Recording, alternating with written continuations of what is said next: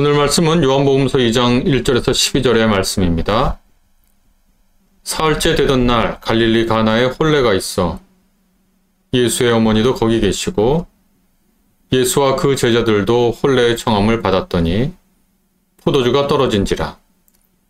예수의 어머니가 예수에게 이르되 저들에게 포도주가 없다 하니 예수께서 이르시되 여자여 나와 무슨 상관이 있나이까?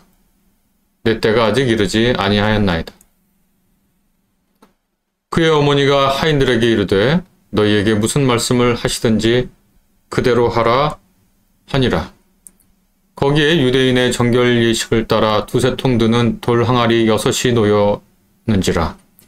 예수께서 그들에게 이르시되 항아리에 물을 채우라 하신즉 아귀까지 채우니 이제는 떠서 연회장에게 갖다 주라 하심에 갖다 주었더니 연회장은 물로 된 포도주를 맛보고도 어디서 났는지 알지 못하되 물 떠온 하인들은 알더라. 연회장이 신랑을 불러 말하되 사람마다 먼저 좋은 포도주를 내고 취한 후에 낮은 것을 내거늘 그대는 지금까지 좋은 포도주를 두었도다 하니라.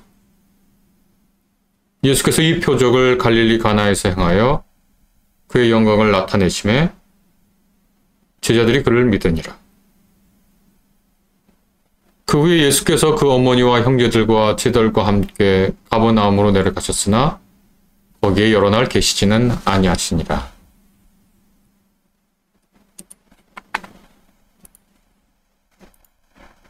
네, 여러분 한 주간 잘 지내셨는지요? 오늘 말씀은 요한복음서 2장 1절에서 12절에 있는 말씀입니다. 표적과 신앙이라는 말씀을 제목을 정했는데요.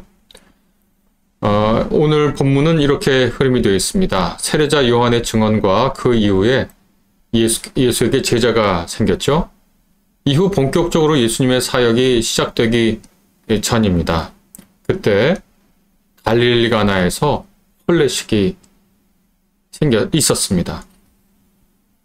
사흘째 되는 날 이렇게 되어 있지 않습니까? 사흘째 되던 날 갈릴리 가나에 혼례가 있었다 이렇게 되어 있는데 이 사흘째라고 하는 표현을 두고 여러 말들이 많습니다.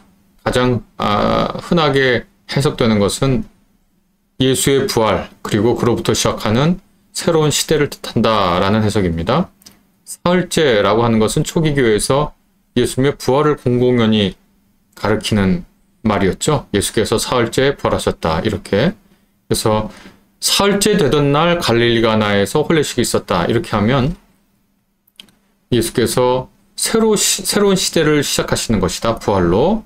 이런 머릿속에 생각을 하게 되니까 갈릴리 가나에서 사흘째 되던 날 일이 있었다 그러면 이전 시대는 물러가고 새로운 시대가 시작되었다는 뜻이구나 이렇게 청중들이 이해할 수 있었다는 거죠. 또 최근에 아주 최근은 아니지만 제가 요한복음서를 공부할 때는 별로 없었던 해석 같았는데 최근에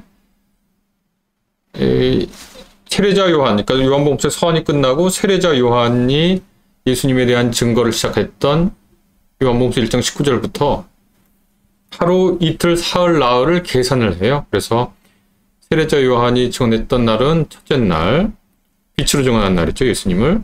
그러니까 이것을 천지창조하고 비견해서 읽거든요. 그러니까 아까 사흘째라는 말을 예수님의 부활하고 연결해 짓는 해석은 예수님의 부활이 새 시대를 열었으니까 사흘째 되던 날 예수님께서 갈릴리의 가나에서 일을 행하셨다 하면 이제는 새로운 시대가 오는구나 이렇게 이해했다라는 게 첫 번째 해석이고 두 번째 해석은 초기에 예수님께서 쭉 있는 이 일주일을 창세기의 천지창조 일주일하고 이렇게 비견하는 거예요. 그래서 첫째 날 예수께서 세상의 빛이다 라고 얘기한 세례자 요한의 말이 창세기의 첫째 날 빛이 있으라 한 말하고 일치한다는 거예요. 둘째 날은 세례자 요한이 예수가 하나님의 아들로 선포한 날이고 셋째 날은 1장 35절에서 42절에 있는 거 예수께서 예수에게 첫 제자들이 생긴 날이고 넷째 날은 예수께서 사람의 아들 곧 인자임이 드러난 날입니다. 나다나엘을 만난 거죠. 다섯째 날은 언급이 없고 여섯째 날이 바로 갈릴리 가나의 혼례의 날이라는 거예요. 그 다음에 마지막 7번째 날은 우리 2장 13절부터 22절까지 성전 청결 사건인데 그것이 안식일에 해당하는 날이다 라고 이렇게 주장하는 일부 학자들의 글을 제가 읽어봤습니다. 어떤 해석이 더 마음에 드시나요? 사흘째 되는 날, 셋째 날이라고 하는 것을 날짜기선에 어떤 의도가 있다고 위와 같이 이해하는 방식도 있지만 그냥 단순하게 날짜 센 거 아니야? 그렇게 생각해도 큰 무리는 없을 것 같습니다. 이게 참 재밌는데요. 뭐냐면 요한복음서는 두 층의 이야기가 진행이 됩니다. 그래서 표면적인 얘기를 읽어도 그게 그 말대로 무슨 뜻인지 되고요. 이 표면적인 이야기 위에 혹은 아래에 이중의 이야기가 진행되는데 이중의 이야기를 모두 다 감안하고 요한복음서를 읽고 묵상하고 이해할 수도 있습니다. 요한복음을 보면 그 두 이야기를 동시에 합니다. 그러니까 표면적인 이야기도 이해가 되고 그 심층적인 이야기도 이해가 되는데 이 앞에서 말씀드린 이 두 가지 해석이 모두 별로 설득력 없는데 이렇게 생각하면 그냥 예수께서 사역을 시작하신 사흘째, 셋째 날이라고 생각하셔도 됩니다. 그때 갈릴리 가나에서 혼례식이 열렸고요. 이 혼례식에 예수의 어머니뿐만 아니라 예수님과 그의 제자들도 초청을 받았습니다. 예수님과 예수님의 어머니가 살던 나사렛이나 가버나움 이곳과 갈릴리 가나는 조금 거리가 있으니까 아마 예수님의 어머니 그 일가친척의 결혼이 아닌가, 혼인식이 아닌가 그렇게 생각할 수 있겠죠. 당시 팔레스타인 유대인들의 혼례식은 오늘날 우리 한국 사회의 혼례식하고 매우 큰 차이가 있습니다. 일단 기간이 차이가 납니다. 기간이 일주일 정도 합니다. 아무리 짧아도 3, 4일 합니다. 동네 잔치로 합니다. 아주 철저한 가부장제 사회인 당시에서 이날만 여성이 삶의 주인공처럼 이 마을의 주인공이 되죠. 일주일 정도 하는 동네 잔치입니다. 그거에 비해서 현대 한국 사회에서 결혼식이라고 하는 것은 사실은 1시간 이내에 안 끝나면 매우 불편함을 느끼죠. 왜 이렇게 오래 하냐고 그렇게 얘기하는데 동네 잔치입니다.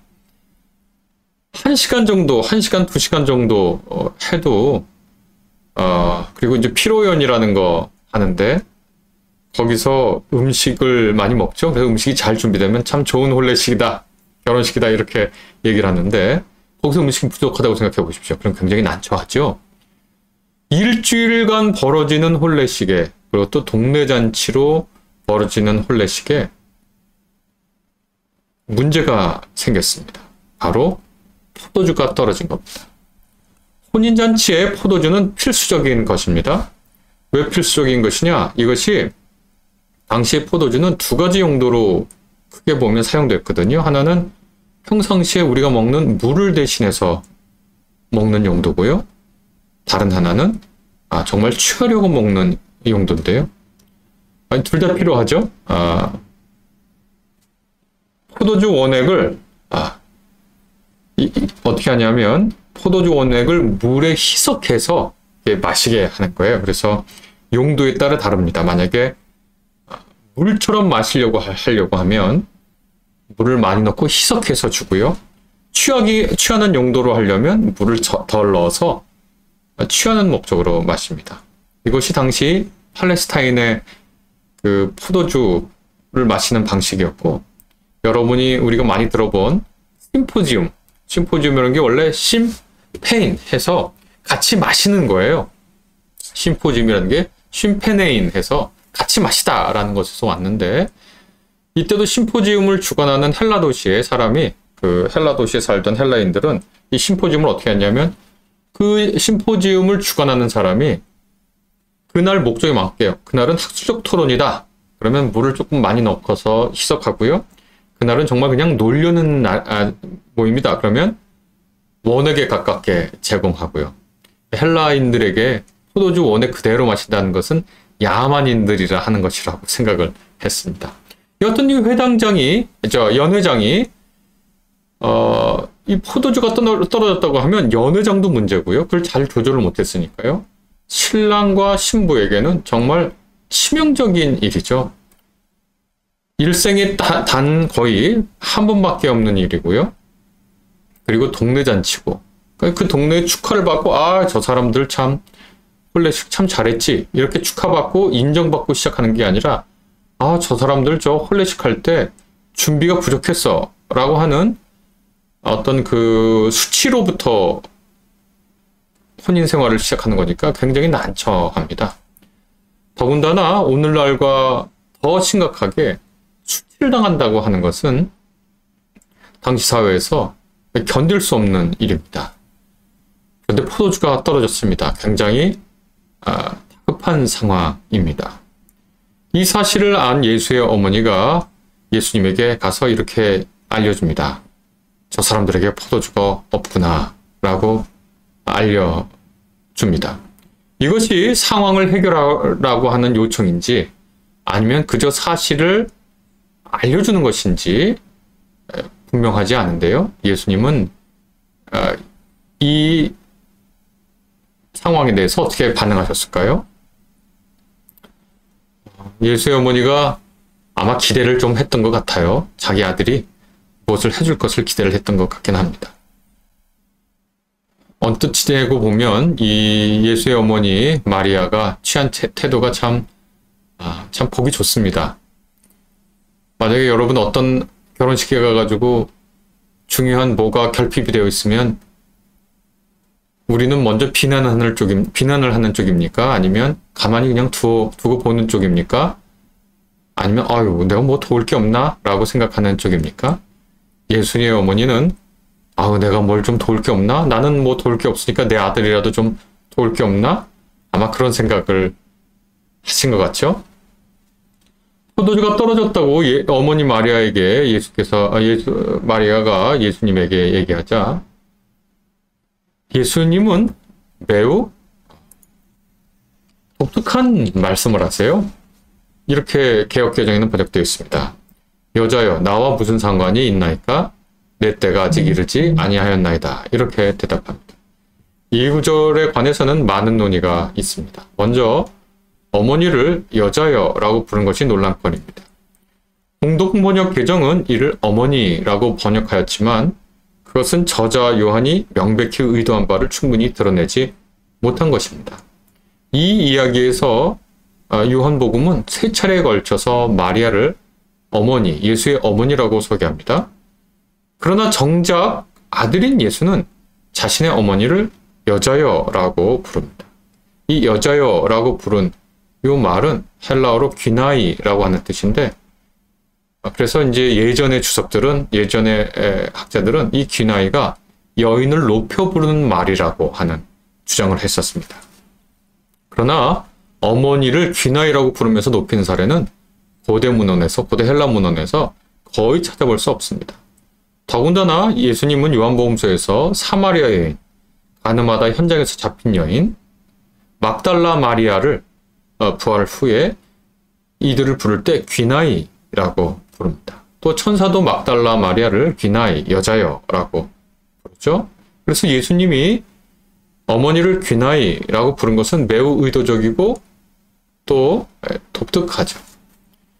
어머니를 여자여라고 부른 것에 호의적인 의도가 있었다고 보기는 어렵습니다. 이후 이어지는 예수의 말인 그것이 나와 무슨 상관이 있나이까? 라는 말 역시 상대방과 거리를 두고자 하는 의도가 있습니다. 나와 무슨 상관이 있나이까? 라고 하는 이 말을 새 번역은 그것이 나와 당신에게 무슨 상관이 있습니까? 로 번역하는데요. 개정의 번역에는 당신이라는 말을 좀 빼놓았죠. 그래서 새 번역이 이 번역에 관한 한, 이 구절에 관한 한 헬라어 원문에 더 가깝습니다. 그것이 나와 당신에게 무슨 상관이 있습니까? 이렇게 번역할 수 있습니다. 예수님의 어머니 마리아는 한 부부가 출발하는 이 중요한 자리에서 포도주가 없으니까 그걸 좀 어떻게 해보려고 고민을 하는데 어떻게 좀 했으면 좋겠는데 예수님은 정말 냉정하게 말씀하세요. 여자여 라고 부르는 것뿐만 아니라 그것이 나와 당신에게 무슨 상관이 있습니까? 라고 대답한다는 거죠. 더 충격적인 건요. 이러한 말, 이것이 나와 당신에게 무슨 상관이 있습니까? 나와 당신이 이것과 무슨 관계가 있습니까? 이 말은 마가복음 8장 29절, 마태복음 8장 29절, 마가복음 1장 24절 등등에서 악마가 예수님을 대항하면서 쓴 말입니다. 예수님은 어머니를 귀나 여자여라고 부른 거, 그 다음에 이렇게 이것이 나와 당신하고 무슨 상관이 있습니까? 이렇게 얘기한 것은 오늘날 우리에게는 물론이고 가족을 중요하게 생각하는 당시 청중들에게 매우 의아하게 들렸을 겁니다. 이것이 의미하는 바는 분명합니다. 예수님은 그의 어머니와 혈연적 관계에 매이지 않겠다는 혹은 매이지 않았다는 뜻입니다. 예수님 십자가 위에서 어머니 마리아를 다시 귀나의 여자여라고 부릅니다. 그리고 이때 예수님은 그가 사랑하는 제자와 그의 어머니 마리아 사이에 새로운 모자 관계를, 어머니와 아들 관계를 만들어주죠.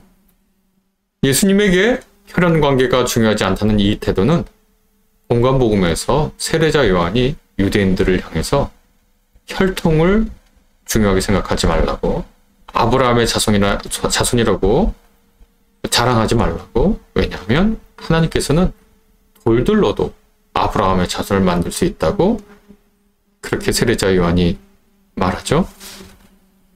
네. 이 이야기를 보면 예수님께서 정말 새로운 시대를 시작하시려고 하시는 거죠. 예전엔 혈연에 묶여 있고요. 지역에 묶여 있고요. 인종에 묶여 있는데 예수께서 시작하는 새 시대는 이런 것과 상관이 없는 새로운 시대다라고 하는 것을 알려줍니다. 그런데 이 새로운 시대가 시작하려고 하는데 그 이전 시대는 어떤 시대냐? 가장 중요한 잔치에 가장 중요한 것이 부족한 시대입니다. 혼인식에 포도주가 부족한 시대입니다. 예수께서는 그때 활동하려고 하지 않으셨어요. 그러면서 뭐라고 대답하시냐면 그것이 당신과 나에게 무슨 상관이 있습니까? 내 때가 아직 이르지 않았습니다. 라고 예수님 답변하십니다. 내 때라고 하는 것은 이제 예수께서 시작할 새 시대죠. 그러니까 아직 예수님께서는 예수님의 때에 맞춰서 새로운 시대를 시작하려고 하는데 이전 시대는 굉장히 불충분하고 부족하고 인간 삶과 사회와 우리의 실존에서 가장 중요한 때에 가장 중요한 것이 결핍된 그런 시대라는 거예요. 근데 그 시대의 필요성이 있지만 예수께서는 아직 그분이 새로 시작할 때에 이르지 않았기 때문에 그 예전의 부족함에 별로 아랑곳하지 않으시겠다 라고 하는 그런 태도시죠. 어떻게 보면 참 단호한 태도시고 어떻게 보면 참 우리에게 보면 가혹하시죠. 그런데요, 예수님 요한복음서 보면 참 재밌는 행동을 하십니다. 내 때가 아직 이르지 않았습니다. 라고 얘기하고서 정말 아무 일도 안 하셨다면 그래 하나님 그리고 예수님 하나님의 때가 가장 정확하지 예수님이 움직이실 때가 가장 적절한 타이밍이지 하고 우리가 그냥 신앙으로 수긍하겠죠. 그리고 어떻게 보면 어느 면에서는 조금 포기하겠죠. 그래서 요한복음서에 그런데 예수님을 보면 예수님은 그렇게 내 때가 아직 이르지 않았습니다. 라고 단호하게 거절한 이후에 그분은 기적을 베푸십니다.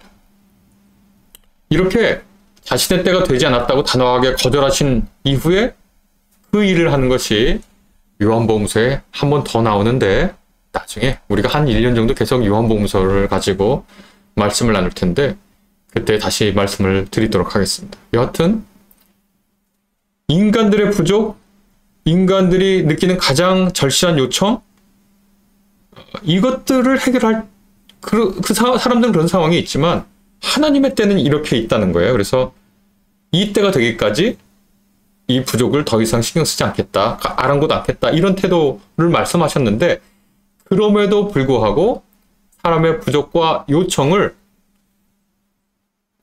예수님께서 완전히 거절하시지 않는다는 이 말씀은 어떻게 보면 우리에게 큰 위로가 되는 말씀입니다. 하나님이 정해주신 때가 있죠. 예수께서 움직이신 때가 있습니다. 가장 정확한 때일 겁니다. 가장 적절한 때일 겁니다. 우리는 지금 다 사람들이 시계도 차고 있지 않죠. 요즘은 또 다 휴대전화로 보고 밖에 걸려있는 시계로 컴퓨터로 객관적인 시간을 재고요. 4시에 약속했으면 4시라는 객관적인 시간이죠. 우리 밖에 있는 그 시간이 정시라고 생각해요. 우리가 4시에 약속을 했으면 4시에 만나는 걸 정시라고 생각해요. 그러나 고대인들, 우리처럼 시계가 여러 곳에서 객관적인 시계를 볼 수 없을 때 가장 정확한 시계는 어떤 때죠? 우리가 언제가 밥 먹을 때입니까? 우리는 7시, 12시, 6시 이렇게 밥 먹을 때가 그때다? 그러면 그때가 정시인데 예전에 그런 게 없을 때는 아버지가 배고플 때가 밥 먹을 시간이죠. 아침에 일어나서 밥 먹자. 그러면 그게 밥 먹을 정시고요. 점심 때 배가 고파서 점심 먹자 할 때가 적절한 때고, 저녁이 돼서 아니 내가 이렇게 배고픈데 아직도 밥을 안 차렸어? 라고 얘기하면 밥 때가 늦은 거죠. 이런 이제 시간관념 속에 있었는데 어느 때가 가장 정확한 때냐? 그런 이제 시간관념을 보고 오늘 본문을 보면 어느 때가 가장 정확할 때냐? 예수께서 움직이실 때, 하나님께서 움직이실 때가 적절한 때죠. 그 전에 우리의 필요성은 사실 중요하지 않죠? 그런데 은혜의 하나님께서는 인간의 부족과 인간의 울부짖음과 인간의 고통과 인간이 부족해서 하나님께 탄원하는 그 소리를 들으신다라고 하는 것이 이 가나 혼인잔치의 그 밑에 흐르고 있는 이야기입니다. 얼마나 아름다운 얘기입니까? 하나님께서는 그분이 정한 정확한 때가 있는데도 우리의 목소리를 들으시는 거죠. 예수님의 어머니 마리아는 예수님의 대답에 아랑곳하지 않으세요. 그러니까 제가 아버지인데 제 아들이 있어요. 그런데 그 아들한테 여기 혼인식에 포도주가 부족한데 어떻게 하면 좋지? 그랬더니 아들이 저한테 거기 남자분 그것이 당신과 저에게 무슨 상관입니까? 그렇게 얘기하면 굉장히 이게 무슨 말인가? 이렇게 아주 아들이나 딸이 그렇게 얘기하면 굉장히 이상할 거 아니에요? 근데 그 어머니는 마리아는 어떻게 얘기했냐면 자기 아들에게 한마디 대꾸도 않고 그 포도주, 그 연회장에서 결혼식 피론에서 일하는 사람들, 그 하인들한테 가서 어떻게 얘기하냐면 저 사람이 무슨 말을 하든지 그대로 하라는 거예요.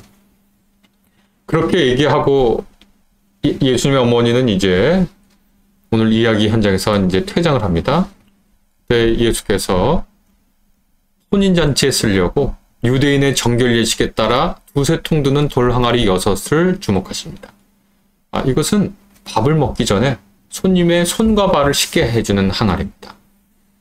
대략 계산해 보니까 큰 것 있고 작은 것이 있어서 대략 계산해 보니까 최소 545리터에서 최대 818리터의 물을 담을 수 있는 항아리 양입니다. 그러니까 500리터라고 해도 대단한 양 아닙니까? 그것이 다 비어있을 정도니까 그 혼인잔치의 규모가 결코 작지 않았던 것 같아요.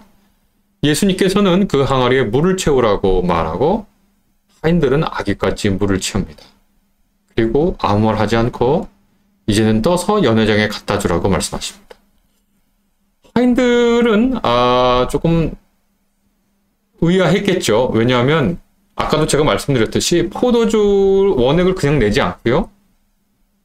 물을 섞어서 한다고 하는데 이제 그 정결례로 쓰는 항아리니까 거기에 포도주를 담아 넣을 리 없거든요. 그런데 마치 예수님께서 그 항아리에 포도주가 있느냐, 포도주 원액이 있느냐 예수께서 말씀하시면서 그 위에 아기까지 부으라는 거예요. 그러니까 물을 지금 희석하고 하는, 포도주를 희석하는 그런 과정이잖아요. 이제 실제 연회장은 있는데 예수께서 그 혼례식의 실제 주인이 되시는 거죠. 연회를 주관하는 연회장이 되는 거죠. 옛 연회장과 새 연회장이 있는 거죠. 이제 시대가 바뀐다라는 겁니다. 하인들은 아마 어기까지 물을 채우면서 의아했을 겁니다. 그러나 우리가 보지 못하는 포도주 원액이 있나? 이렇게 생각했을 수 있죠. 아기까지 채우고 그것을 연회장에게 갖다 줬는데요. 연회장이 이것을 맛보고 최고급의 포도주라고 감탄을 합니다. 여기서 우리 포도주로 어떻게 극적으로 바뀌었는지에 대해서 요한복음은 단 한마디도 하지 않습니다. 중요한 것은 기적의 극적인 성격이 아니라 그것이 의미하는 바입니다.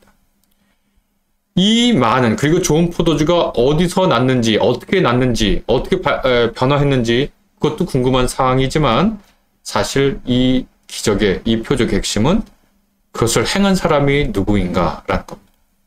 연회장은 포도주의 출처를 알지 못하지만 물떠온 하인들은 그 출처가 예수님인 줄 압니다. 그리고 놀랐겠죠. 저자 요한은 이것이 갈릴리 가나에서 일으킨 첫 표적이라고 부릅니다. 요한복음에서 표적은 단순히 인간과 자연에 적용되는 자연 법칙을 넘어선 기적적인 일만을 가리키는 것이 아닙니다. 요한복음에서 표적은 예수가 누구인지를 밝히는 기적을 표적이라고 말합니다. 요한은 표적 자체가 아니라 육을 입고 구체적인 역사 속에서 활동하는 예수님의 정체를 확인하라고 독자들에게 요청합니다. 그분은 새로운 시대를 여는 분입니다. 그분의 때가 있지만 인간의 요청과 인간의 필요와 인간의 부족, 가장 중요한 순간에 가장 중요한 것이 부족한 우리에게 선의를 베풀고자 하시는 분입니다. 그분은 부족한 우리 삶에 어디서부터 온지 모르지만 정말 차고 넘치는 포도주를 가득 채워주시는 분이다 라고 우리가 이 요한복음서의 갈릴리 가나 기적을 보면서 알 수 있습니다. 기적은 그것의 비일상성 때문에 사람들의 주목을 받습니다. 그러나 요한복음서는 그리고 요한복음서에 등장하는 예수님은 기적을 행하시지만 사람들이 기적 자체에 매몰되기를 원치 않으십니다. 이 기적이라고 하는 것은 무엇인가를 가리키는 기호입니다. 저자 요한은 이를 표적이라고 부르죠.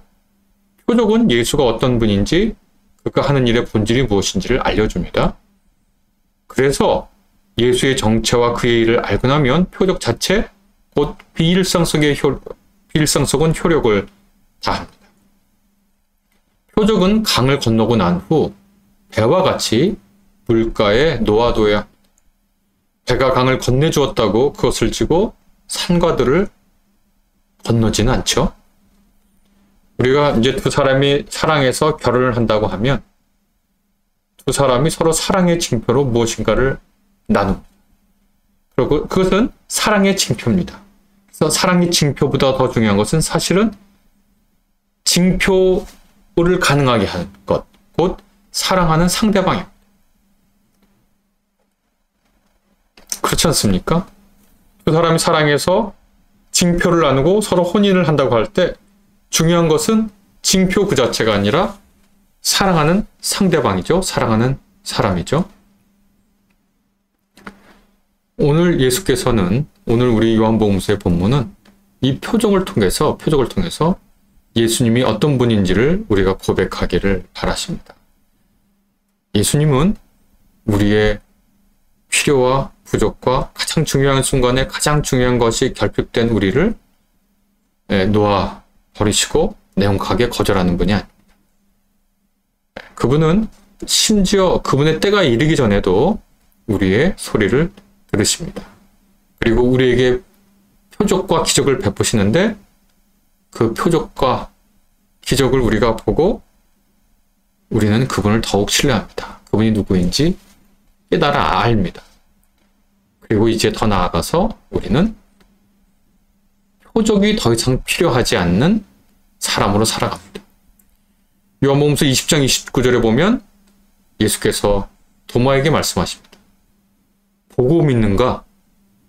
보지 않고 믿는 사람이 더 복되다 라고 말씀하십니다. 오늘 우리는 예수님을 실제로 볼 수 없습니다. 하나님은 우리의 육안으로 보이지 않습니다. 성령께서 활동하시는 것이 우리에게 보이지 않습니다. 그러나 우리는 저 깊은 곳에서 삼일째 하나님에 대한 신앙을 갖고 있습니다. 우리는 그분을 믿고 그분을 사랑합니다.